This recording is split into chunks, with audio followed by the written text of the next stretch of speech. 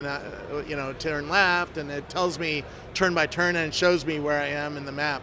So what does it do to you? Is it because of course we're still in the novelty phase. It's nice that it's possible. Yeah, I've had it a week, and so the novelty for me is wearing off, and it's just now disappearing into my glasses. And it comes on once in a while when I turn it on or take. I like having the camera all the time. I'm taking pictures of my kids that I never got before because I always have a camera when they're doing something, you know. Otherwise, I have to take out my camera, find my camera app, and wait for the app to start, and then take a picture. And that 5-second delay is a lot longer than just saying, you know, okay, Glass, take a picture. And boom, you know, and it's always there. And also I can be playing with them on a board game or something like that. It's really fun. I thought I had something cool, but this is totally uncool. That's the Pebble watch. Yeah. Well, I have the Basis watch as well. Okay. And I also have the Facebook home phone, the HTC First. But the thing is, what I saw with the Pebble, people who don't know, this talks more or less with my iPhone. Yeah. But how you are used to touchscreen, so it feels so old-fashioned that I can't use it as a touchscreen. Because the iPod Nano Touch, of course, has the touch element in it, and I think, why do I have to move through things with knobs? So it goes so fast, things like this, because this is really new. Yeah. No, it's a fun. The problem is there's not a lot of apps yet.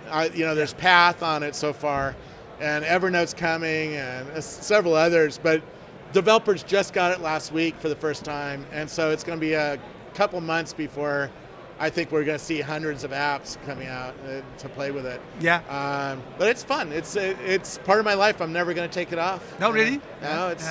I don't see it ever living a day of my life without it on now. It's that kind of life-changing event. It does feel like the Apple II. When I was 13 years old, I unboxed the Apple II. It had no software, right? It had a cassette tape drive, and it was a very expensive machine. I mean, I think my dad paid about $5,000 for our Apple II, which in today's dollars is like $20,000, right? Yeah. And it had no software. You had to write software for it. And but it changed your life. It totally changed my life. And you think this has the same impact? This feels like the same thing. This is a really great first product, and I think there's going to be a lot of competitors in the next 5-7 years that come along for wearables, either on your wrist or on your face, or both, right? I'm wearing a new Basis watch that studies my heart rate, and this is really life-changing as well. So what do you, because it's early days, the software developer kit just went to the developer, so we're going to see the stuff that they're coming up with. So what are you waiting for? What? Well, I mean, the first thing is, it does not do augmented, so there's some things that I thought it might do before I got it. Does not do augmented reality. So I don't look at something and it's not always on. It's not going to look at a logo and tell me more. It just doesn't do that yet, if at all. The battery life is very, very small, so it lasts all day long, but you notice it's not on right now. It turns off very quickly. And so a lot of people thought, oh, I'm going to capture them walking around. No. I have to turn it on and tell it to take a video, and even then it's a 10-second video. I can do longer video if I actually touch it, but you know, so there's a whole thing. But in terms of apps, I want to ask it, you know, find me the closest Starbucks, or find me the closest bathroom, or, you know, find me some power outlets. It doesn't do anything like that, but I'm hoping that the app developers fill some of that in. You know, Gas Buddy, for instance, would be nice. Find me a gas station so I can fill up my gas tank, right? You are working on a book about stuff like this. I forgot the title, but it's about contextuality. It's called The Age of Context, because we're headed into a new age where we take sensors, wearable computers, big data, social network data, and location data, and we join those 5 things. And for humans, for us, it means we're going to get highly personalized product. This product is made for me. You can wear it, but it's my email and my calendar and my airline tickets and my information. It's very personalized, and it's also very predictive or assistive. It tells me what's coming next. When's my next meeting? When's my next airline? When's my what do I need to do next? How much traffic is between here and my next meeting? It's really good at assisting you and getting ahead of you. And that's the Google Now style stuff that's in here. Yeah. And we're going to see a whole range of products that do that. We already are, whether it's the Tempo app on the iPhone that does calendar and looks in your Gmail and into your behavior to figure out more detail about your appointments, and give you more assistive technology. Yeah, a lot of it makes your life more efficient, you could say. Yep. But where does it make my life more fun? Oh, well, there's going to be games. Google's working on a game called Ingress, which is a game that you play by walking around. And people already are playing it on their smartphones. It's not yet on the Google Glass, but they're working on a Google Glass. That game, people say it got them out of the house and got them walking around and playing a new kind of game. I don't know that I'm going to play something like Angry Birds on the glass. I think that's better done on a tablet or on a smartphone. But there will be certain kinds of new games that are built on the glass. I want to build a little game to collect power outlets in the world, and just go around and take pictures and map where all the power outlets are in the world. That way somebody else in the future can ask, find me a power outlet, and you'll get some points for helping that guy out. Yeah. You are a regular visitor of the Next Web, yeah. And most of the time, what you do is sum up the trends and sometimes. And that's what my talk tomorrow is. Tomorrow is, and so is this your main focus tomorrow? Well, today I'm doing a debate about privacy with Andrew Keen, because having wearable computers and cameras brings into mind a new level of privacy questions, and that's going to be a fun debate. And then tomorrow I'm doing a talk on the age of context where I show off a bunch of these technologies and sort of explain what it means for business and what it means for people. Yeah, talking about the privacy, because of course other people will think about that as well. What does it mean? Because the way I know you, of course I know a lot more not about you than I know about you, but yep. you're a very open and visible person. Yeah, my phone number's on the internet, my email, and my kids' photos are on the internet. So, but have you never problems because of that? Because that's what people always think. When everything is open or a lot is open. I haven't had too many problems. Other people have had problems. You see school teachers get fired because they put a picture of them getting drunk on a Saturday night, or somebody got fired because they said something stupid on Twitter. I haven't had too many of those issues. I've had a few, but not too many. But that's not. The issues I've had weren't because I was being open. It was because I was being stupid. Which, we're humans and we make mistakes and we say things that we probably shouldn't say a lot of times. And there's deeper consequences when you do it in public and you have a huge audience because coworkers get pissed off, executives get pissed off, your wife gets pissed off, and so. It's a fun new world to play in. So what will be your main point against Andrew? Well, Andrew's going to say that my world is bad and evil, and I'm going to try to convince him that it's not and that it's good. And so it'll be interesting to see how that goes and see if minds get shifted either way. Because there's a lot of good by being transparent. I get invited to a lot of things. I get a lot more friends, a lot more experiences, right? And people send, like right now everybody knows I'm in Amsterdam, so several of my Facebook friends said, oh, you got to go to this bar, or you got to go to this restaurant, or you got to go to this museum, or see this person, So my life is much deeper and more interesting because I'm such a public person.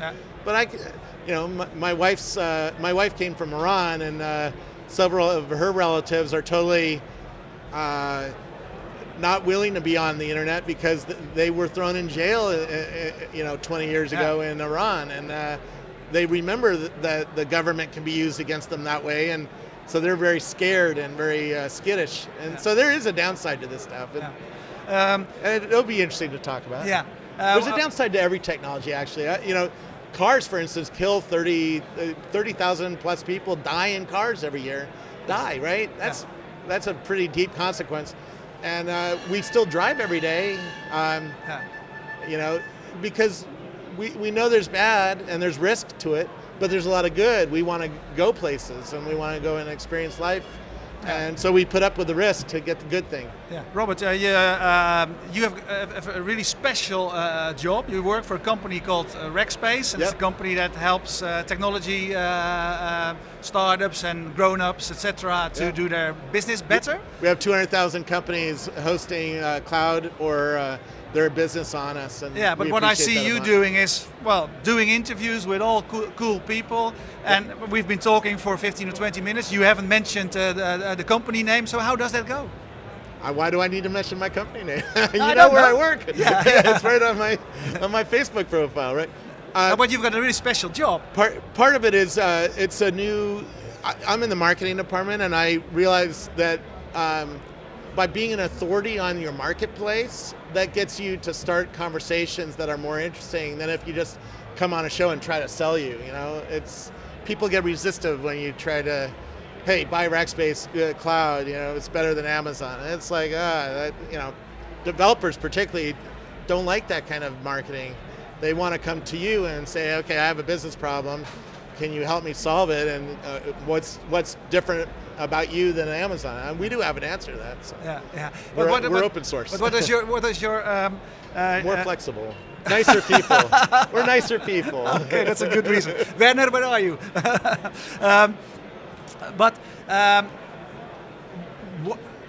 When do you do your job good? Because of course, this is a new sort of thing. What you are doing. A lot of people like to do business with people. I like to do business like at Ford. I don't know anybody at Ford, but I know Scott Monty because he has a blog and he has a Facebook account, and he's very public about being at Ford. And so if I ever need something from Ford, I know where to go, right? And the same thing happens here. I've gotten very sizable deals on a Saturday night on Facebook because somebody's like, I need help with my business. My existing company is not treating me well. I need help, and I get them help on a Saturday night. And so that's part of my job, and that you don't usually see, but it's there. Part of it's strategy because I'm seeing all the bleeding edge technology. So next week I'm going to have some conversations with our executives about how can we help developers build apps for this thing, and how can we build new technologies that will get ready for this new world that's coming in 2, 3, 4 years, right? And that's strategy, right? That's the future. Yeah. Some of it's about going on stage and being a public face of a company and just being, a nice guy and up to date and doing marketing. And some of it's about being online and building media that helps people understand that you're relevant and open and transparent and up to date and part of the modern world, right? Because those are things that people think about when they think about buying cloud computing. They want to make sure that you have the best technology and that you're available so that if there's a problem on a Saturday night, they can get a hold of you. Yeah, and then there's always your telephone number somewhere around. Business now is 24 hours a day, right? Yeah. It's not Monday through Friday, 9 to 5. It seems I always have the impression that you are born for a 24-hour economy. I live in a lot of time zones. Yeah. But now, at Rackspace, we have a whole social media team that watches Twitter and Facebook 24 hours a day. So that's the new business. If you don't do that, you're really hamstringing your business because people expect to get customer service on Twitter at 2 in the morning, 2 in the morning wherever they are, right? Russia or Tokyo or Israel or New York or San Francisco. It's a worldwide business, right? So true. Thank you very much. Thank you. Well, have a lot of fun, and I've seen it happening when you walk around. You attract the whole audience. It's really cool. This is a really great product. Tim O'Reilly says that he's gotten one, and he said everybody laughs when they put it on. And in the taxi today on the way here, I let the driver try it, and he goes, "This is crazy," and he goes, "I want one," and that's good news for Google, I think. True, that's a good product. It sells itself. Yeah, really. Thank you very much. Thanks. Thank you for watching, and we will be doing interviews for 2 days long. I want to thank keepgo.com. So whenever you travel and you want affordable mobile internet, go to them. And I want to thank Streamzilla because they made the stream possible today. Thank you very much. Thanks.